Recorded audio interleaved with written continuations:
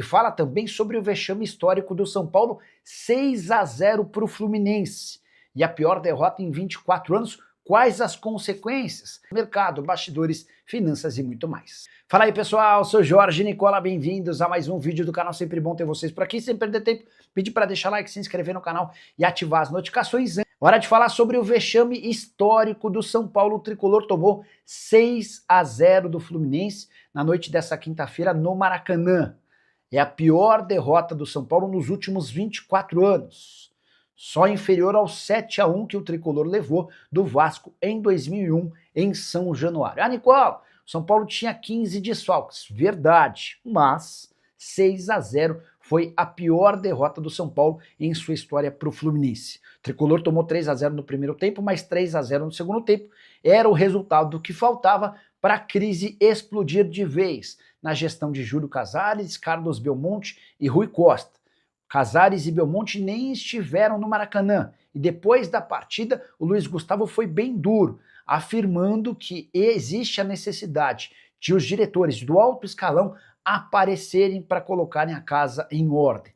Rui Costa tentou explicar a declaração do Luiz Gustavo, dá para dizer que a situação está extremamente delicada. Com um detalhe, São Paulo segue em 8º lugar e vai depender de resultados, como por exemplo tropeços de Atlético e Corinthians para se manter nessa posição que ainda pode assegurar vaga na pré-Libertadores do próximo ano. Crespo foi perguntado se tem clima para continuar e desconversou. O treinador argentino também disse o seguinte, abre aspas, estou confiando no que a diretoria falou, que até dezembro teremos dinheiro para contratar jogadores. Então, vamos confiar. Só para arrematar de vez.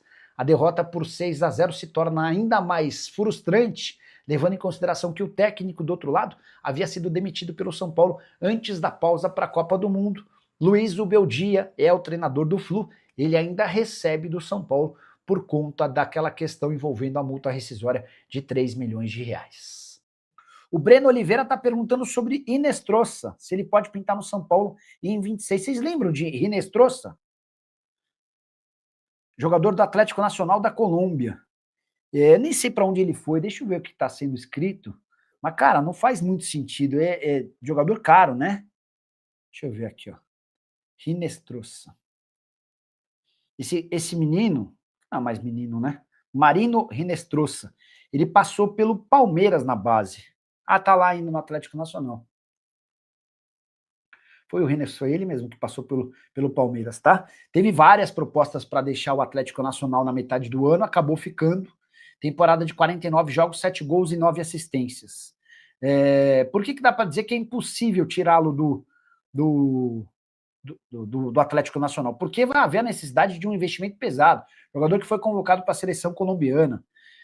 Hoje está avaliado, deixa eu ver qual que é a avaliação do Marino Hinestrosa.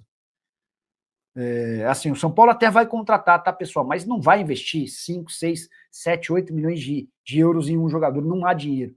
Ele está avaliado em 5 milhões e meio de euros. Duvido que o Atlético Nacional não venda por menos de 6, 7, 8, 9, 10, enfim. Esquece. Chance zero.